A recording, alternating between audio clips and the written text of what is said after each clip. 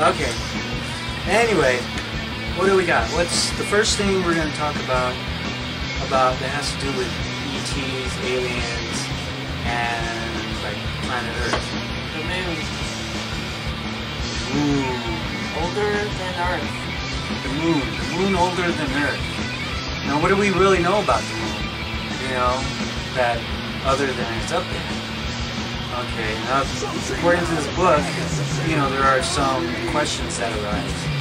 The moon, by soil samples and studies, they found it to be older than the Earth itself, like by like 1 billion and some years. And how does that come to be if the moon is older than the Earth, yet the moon does its thing around here? Okay?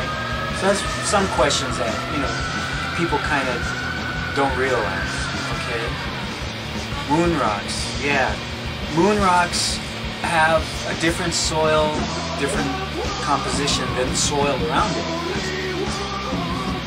Water vapor, no traces of water on the planet itself, the surface itself. Okay, it's all dry and barren. But there have been some water in the wind. In other words, there's water up there, but if it's not on the soil itself, where's this water vapor coming from?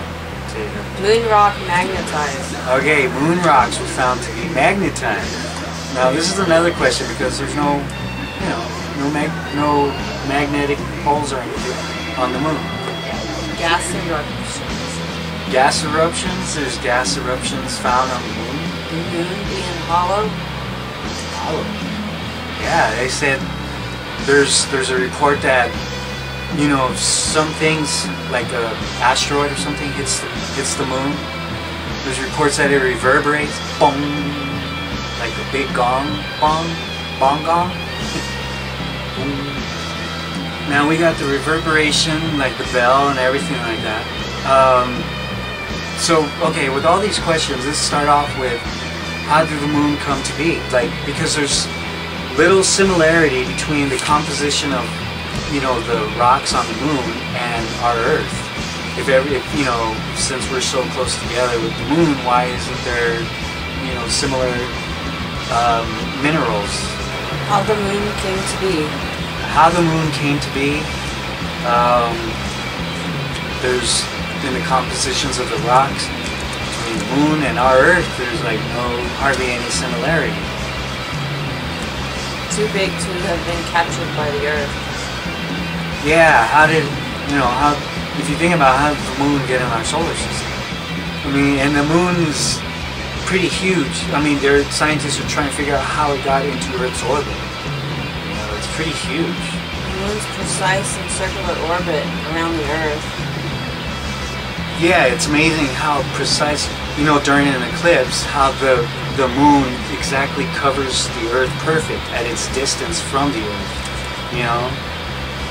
It's got like a perfectly, not a perfectly circular orbit, it's a little, you know, oval, but the moon is, you know, the moon itself is an oddball. It's not, you know, it's not center, it's not perfectly round, it's got a humpback around it. So if it was in orbit around our Earth, wouldn't it be wobbly? Like wobbling. So it'd be doing something funny, but it's not. It's going a perfect orbit where it covers the sun on certain days. Okay, there's all these questions. Like a lot of people don't really ask these things. You know, they just take it for granted that the moon's there. It's been there. But there's this one guy. He said, why don't we just think outside the box? And here's his theory.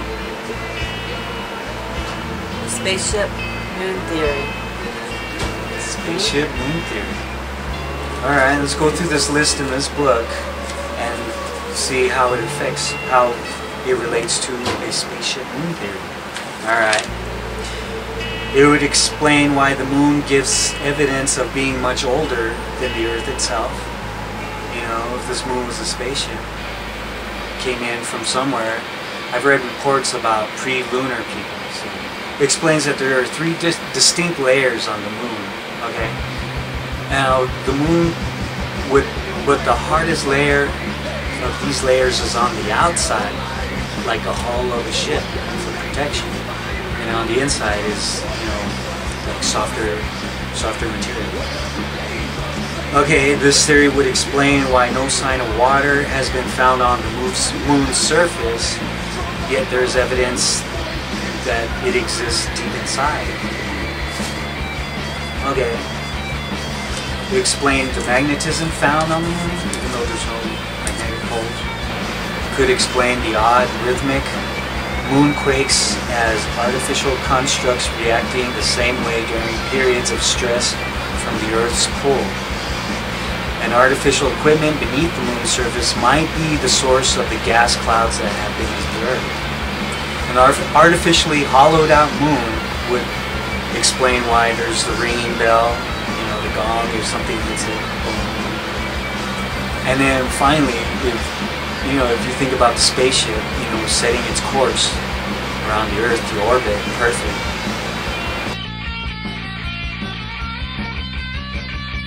We have so many other problems, you know, and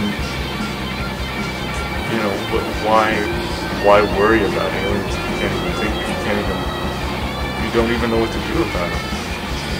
Do you think they're good or bad? Well, that's the thing, you know, you think about what's happening now with the Gulf, you know, the oil spill, and if you think, you know, and there's all this thing about non-interference to a primitive tribe, and we just want to observe, we don't want to mess with them, we just want to, you know, let them be in their environment, and we just want to look and watch and blah, blah, blah, you know.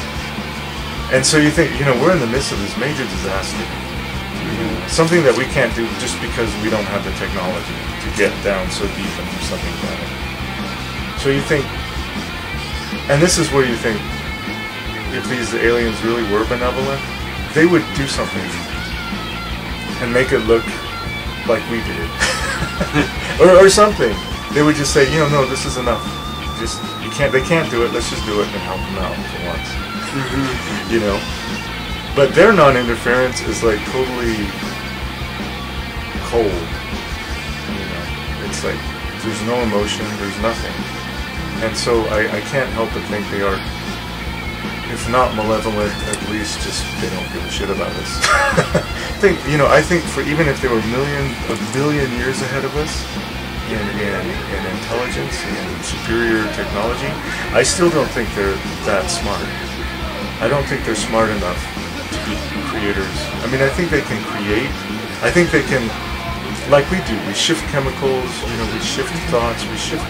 You know, we do things, but we do things with elements that are already there.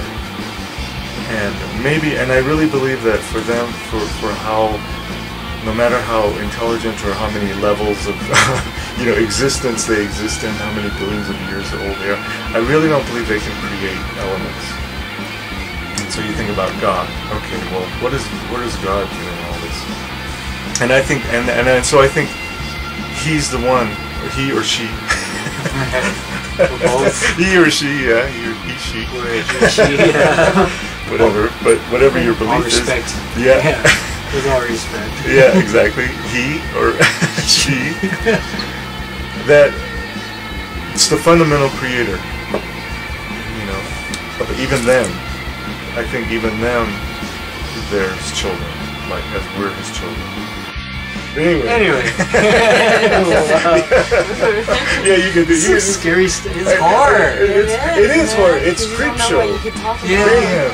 It's creep show mayhem. Yeah, it's scary. It's scary. The possibility that you might encounter aliens in space has to be considered in a very sensible and positive and realistic way.